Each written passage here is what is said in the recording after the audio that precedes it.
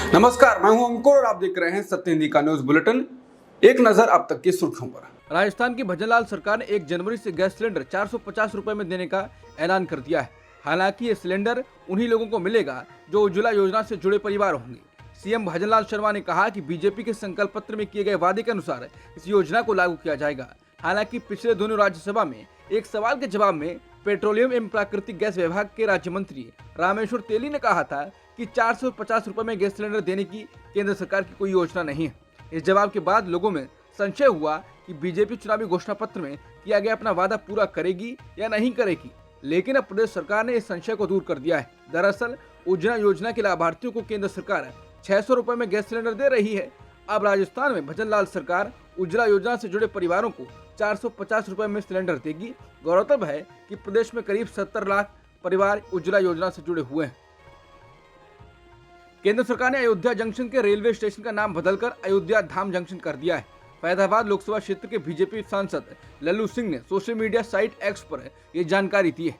Railway स्टेशनों पर लगे प्रधानमंत्री मोदी के 3D सेल्फी बूथों के लिए 1 करोड़ रुपए से अधिक खर्च हो रहे हैं। इसका खुलासा सूचना का अधिकार यानी RTI के तहत हुआ है। RTI जवाब के अनुसार श्रेणी A के स्टेशनों के लिए अस्थायी सेल्फी बूथ की स्वीकृत लागत 1.25 लाख रुपए है, जबकि श्रेणी C स्टेशनों के लिए स्थायी सेल्फी बूथ की स्थापना लागत 6,25,000 रुपए है।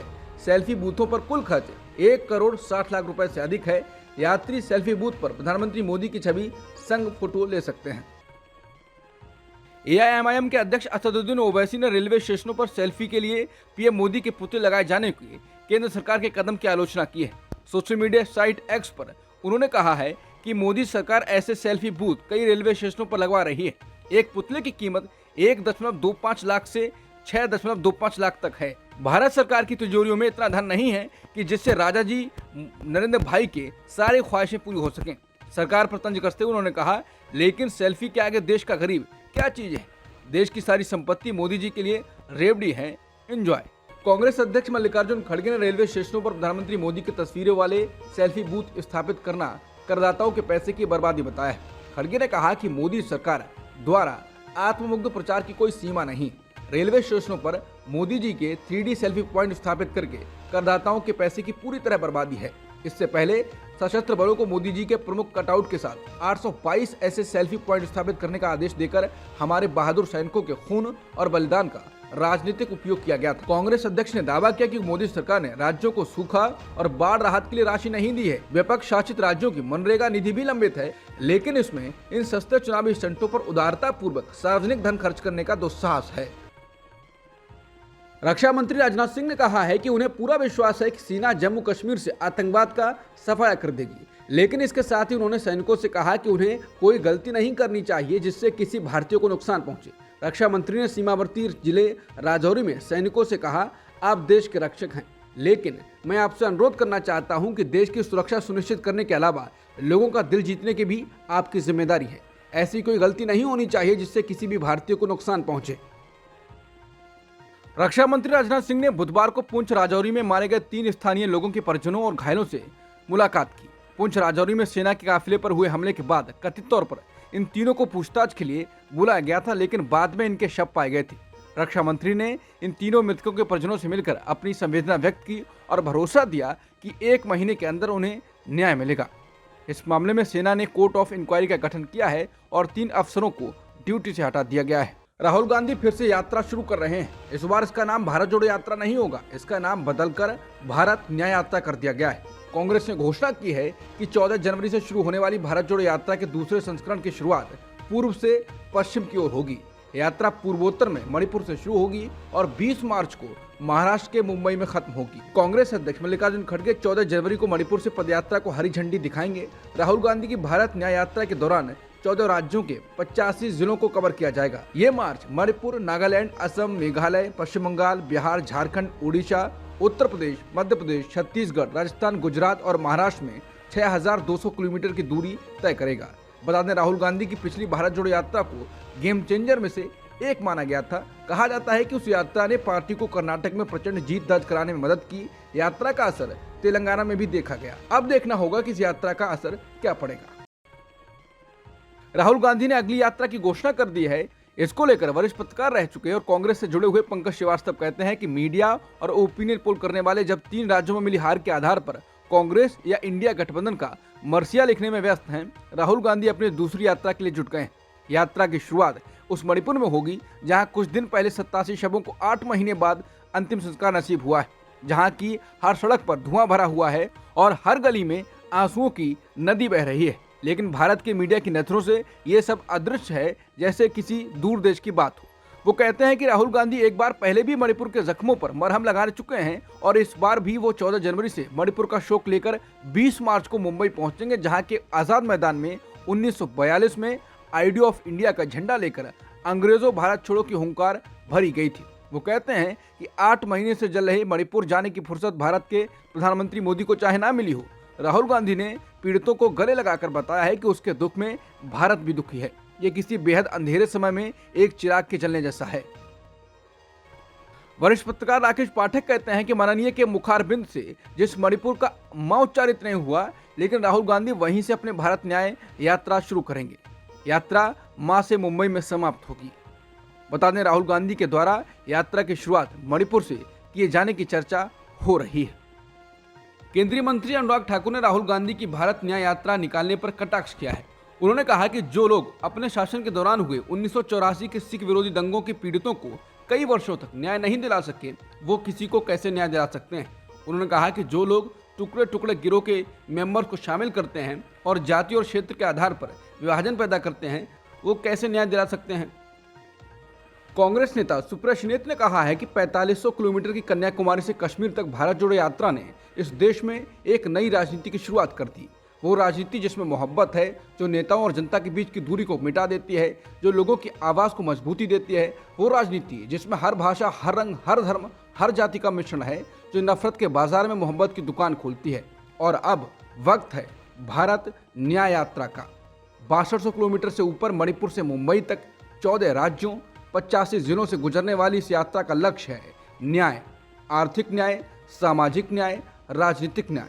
आज देश को न्याय चाहिए, हर अन्याय के खिलाफ न्याय चाहिए, युवाओं के भविष्य के लिए न्याय चाहिए, महिला अपराध के खिलाफ न्याय चाहिए, धरती का कलेजा फाड़कर अनाज उगाने वाले किसानों के लिए न्याय चाहिए, शोषित वंचित दलितों पिछड़ों को न्याय चाहिए, बेरोजगारी के खिलाफ न्याय चाहिए, आर्थिक असमानता के खिलाफ न्याय चाहिए, भूख के खिलाफ न्याय चाहिए, गरीबी के खिलाफ न्याय चाहिए, शोषण के खिलाफ न्याय चाहिए। न्याय का संदेश लेकर राहुल गांधी 14 जनवरी को मणिपुर से मुंबई निकलेंगे, तो तैयार हो जाइए न्याय के सिपाही बनने के लिए, क्योंकि न्याय तो होकर रहेगा। जाट राजनीति और महिला पहलवानों का मुद्दा गरमाया हुआ है। अधिकांश महिला पहलवान जाट हैं। वो भाजपा सांसद ब्रजभूषण के खिलाफ खड़ी हुई हैं। इस भाजपा सांसद पर कुछ महिला पहलवानों के यौन शोषण का आरोप है।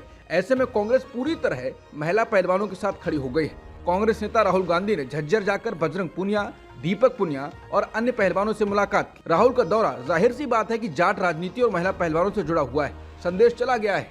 प्रियंका गांधी अपने भाई के जाने से पहले साक्षी मलिक के घर अफसोस जताने पहुंची थी। राहुल गांधी ने बुधवार को छारा गांव में पहलवानों से मुलाकात की। पूर्व सीएम और बसपा नेता मायावती जनवरी में यूपी और उत्तराखंड का दौरा शुरू करने जा रही हैं। यूपी में वो हर जिले में जाएंगी और पार्टी कार्यकर्ताओं से सीधे संवाद करेंगे। हाल ही में उन्होंने अपने भतीजे आकाश को पार्टी का प्रमुख बनाया था। तब कहा गया था कि वो खुद पीछे रहेंगी, लेकिन तमाम अटकलों को खारिज करते हुए उन्होंने यूपी पर पूरे चुनाव के दौरान फोकस करने का फैसला किया है। बसपा सूत्रों ने ये जानकारी दी। बसपा सूत्रों का कहना है कि उत्तर प्रदेश, उत्तराखंड ऐसे 2 राज्य हैं जिनकी देखरेख मायावती खुद करेंगी, जबकि अन्य राज्यों में पार्टी ने या तो प्रभारी और समन्वयक नियुक्त कर दिए हैं या ऐसे करने की प्रक्रिया में है। बता दें, बसपा नेता मायावती दरअसल कई तरह से संभावनाएं तलाश रही हैं। सूत्रों का कहना है कि उनका कांग्रेस से संपर्क बना हुआ है। अगर अखिलेश इंडिया से बाहर जाते हैं या कांग्रेस से यूपी में सीटों का समझौता नहीं करते हैं, तो कांग्रेस बसपा से समझौता कर सकती है। इंडियन ओवरसीज कांग्रेस के अध्यक्ष सैम पित्रोदा ने 2024 में होने वाले लोकसभा चुनाव को लेकर कहा है कि भारत के लोगों को ये तय करना होगा कि वो हिंदू राष्ट्र बनाना चाहते हैं या वो एक ऐसे राष्ट्र का निर्माण करना चाहते हैं जो वास्तव में सेकुलर हो, जिसमें समावेशी और विविधता में यकीन करता हो। सैम पित्रोदा ने कहा कि 2024 का चुनाव भारत के भविष्य के लिए अहम है। मुझे उम्मीद है कि भारत के लोग सोचेंगे कि 2024 का चुनाव भारत के भविष्य के लिए कितना जरूरी है। केंद्रीय मंत्री राजीव चंद्रशेखर ने कांग्रेस नेता सैम पित्रोदा के हिंदू राष्ट्र या सेकुलर देश वाले बयान पर जवाब दिया है। उन्होंने कहा कि सैम पित्रोदा इस बात का उदाहरण है कि कांग्रेस देश की नब्ज, सोच और उसकी आत्मा से काफी दूर हो चुकी है। उन्होंने कहा कि यूपीए की सरकार में जब सैम पित्रोदा बड़े पावरफुल व्यक्ति हुआ करते थे तो 2G घोटाला सामने आया था, देश महंगाई से घिरा था, निवेश घट रहा था। तब सैम पित्रोदा ने कहा था कि थोड़ी महंगाई से क्या होता है, लोगों को थोड़ा सहना चाहिए। जब पुलवामा में आतंकवादी हमला हुआ तो पित्रोदा ने कहा था लोगों को मरने को पैसे मिलते हैं। ऐसे व्यक्ति राहुल गांधी के मेंटोर हैं। कई तरीके से राहुल गांधी की सोच में भी दिखता है। इनके लिए हिंदुत्व मायने नहीं रखता है। भारतीय कुश्ती संघ के निलंबन के बाद उसका कामकाज देखने के लिए भारतीय ओलंपिक संघ यानी आईओए ने 3 सदस्यों की एक एडहॉक कमेटी बनाई है। आईओसी की कार्यकारी समिति के मेंबर भूपेंद्र सिंह भाजपा को इस एडहॉक पैनल का अध्यक्ष बनाया गया है। भारतीय हॉकी टीम के पूर्व कप्तान MM सोमाया और भारतीय टीम की पूर्व बैडमिंटन खिलाड़ी मंजूषा कमर इसके मेंबर होंगे। भारतीय ओलंपिक संघ के अध्यक्ष PT उषा की ओर से बुधवार को जारी एक आदेश में ये जानकारी दी गई है। विश्वविद्यालय अनुदान आयोग यानी UGC ने विद्यार्थियों से कहा है कि वो किसी भी MPhil कोर्स में एडमिशन न लें, क्योंकि अब इसकी मान्यता नहीं है। समाचार एजेंसी PTI को UGC के सचिव मनीष जोशी ने जानकारी दी। उन्होंने कहा कि UGC ने पाया है कि कुछ विश्वविद्यालय MPhil प्रोग्राम के लिए नए आवेदन मांग रहे हैं। इस संबंध में बताया जाता है कि MPhil डिग्री मान्यता प्राप्त डिग्री नहीं रही है। जम्मू कश्मीर में सक्रिय मुस्लिम लीग जम्मू कश्मीर मसरत आलम गुट यानी MLJ के MA को केंद्र सरकार ने गैर कानूनी संगठन घोषित कर दिया है। केंद्रीय गृह मंत्री अमित शाह ने बताया कि UAPA के तहत यह कदम उठाया गया है। केंद्रीय गृह मंत्री अमित शाह ने कहा है कि CAA के कार्यान्वयन को कोई नहीं रोक सकता, क्योंकि ये देश का कानून है। अमित शाह ने पश्चिम बंगाल की मुख्यमंत्री ममता बनर्जी पर इस मुद्दे पर लोगों को गुमराह करने का आरोप लगाया। मंगलवार को नेशनल लाइब्रेरी में राज्य भाजपा के सोशल मीडिया और IT विंग के लोगों की एक बंद बैठक को संबोधित करते हुए शाह ने कहा कि CAA को लागू करना पार्टी की प्रतिबद्धता है। कर्नाटक में कोरोना की पहली लहर के दौरान येदियुरप्पा सरकार में 40,000 करोड़ रुपए के गबन का आरोप लगाते हुए भाजपा विधायक बसनगौड़ा पाटिल यत्नाल ने चेतावनी दे दी है। उन्होंने कहा है कि अगर उन्हें भाजपा से निकाला गया तो वो उन लोगों का नाम सार्वजनिक कर देंगे जो कथित रूप से उस भ्रष्टाचार में शामिल थे। उन्होंने कहा कि मैं उन लोगों के नाम बताऊंगा जिन्होंने कोरोना महामारी के दौरान लूटपाट की है और अकूत संपत्ति बनाई है। कोरोना की पहली लहर में BS येदियुरप्पा मुख्यमंत्री थे। उस समय 40,000 करोड़ रुपए का गबन हुआ। उस समय प्रत्येक कोरोना मरीज के नाम पर 8 से 10 लाख रुपए का बिल बनाया गया था, ऐसा उन्होंने आरोप लगाया है। TMC प्रमुख और पश्चिम बंगाल की मुख्यमंत्री ममता बनर्जी ने 22 जनवरी को अयोध्या में राम मंदिर के उद्घाटन में शामिल नहीं होने का फैसला किया है। सूत्रों के मुताबिक TMC के भी समारोह में कोई प्रतिनिधि भेजने की संभावना नहीं है। हालांकि TMC ने आधिकारिक तौर पर अपने फैसले की घोषणा नहीं की है, लेकिन बनर्जी के करीबी पार्टी सूत्रों ने माना कि पार्टी सत्तारूढ़ भाजपा के राजनीतिक नैरेटिव में शामिल होने को लेकर सावधान है। उनका मानना है कि भाजपा अपने 2024 के लोकसभा अभियान के लिए राम मंदिर उद्घाटन को एक स्प्रिंग बोर्ड के रूप में उपयोग करना चाह रही है और TMC दूसरी भूमिका निभाने के लिए तैयार नहीं है। दिल्ली में इजरायली दूतावास के पास मंगलवार शाम को हुए विस्फोट के मद्देनजर इजरायली राष्ट्रीय सुरक्षा परिषद ने भारत में अपने नागरिकों के लिए एडवाइजरी जारी की है। मंगलवार शाम नई दिल्ली के चाणक्यपुरी डिप्लोमेटिक एनक्लेव में इजरायली दूतावास के पास हुए विस्फोट में कोई घायल नहीं हुआ, लेकिन PTI के अनुसार इजरायल ने कहा है ये विस्फोट शायद आतंकी हमला हो सकता है। इजरायल ने भारत में अपने नागरिकों से कहा कि खुले तौर पर इजरायली प्रतीकों को प्रदर्शित करने से बचें, बल्कि उसे छुपाएं। बड़े पैमाने पर कार्यक्रमों में भाग लेने से परहेज करने और सोशल मीडिया पर यात्रा कार्यक्रम के साथ साथ वास्तविक समय में यात्राओं की तस्वीरों और विवरणों को प्रचारित करने से बचने का भी सुझाव दिया गया है। बता दें, दूतावास के बाहर मंगलवार को विस्फोट ने हड़कंप मचा दिया। सूत्रों ने बताया कि विस्फोट स्थल के पास इजरायली दूतावास के राजदूत को पत्र मिला जो इजरायली झंडे में लिपटा हुआ था। सूत्रों ने बताया कि पत्र में गजा में इजरायल की नाजायज कार्रवाई के बारे में बात की गई और बदला लेने का जिक्र किया गया। दक्षिण कोरियाई अभिनेता ली सॉन क्योंग मृत पाए गए हैं। वो ऑस्कर पुरस्कार जीत चुकी फिल्म पैरासाइट में अपने अभिनय के लिए जाने जाते हैं। बुधवार को 48 साल के अभिनेता एक कार में अचेत अवस्था में पाए गए। कार सेंट्रल सोल में एक पार्क के पास खड़ी थी। हालांकि अब तक साफ नहीं है कि ली ने आत्महत्या की है, लेकिन योनहाइप न्यूज एजेंसी के अनुसार वो अपने घर पर एक नोट छोड़कर निकले थे। अब तक की सुर्खियों में इतना ही। बाकी खबरों के लिए बने रहिए सत्यहिंदी.com के साथ।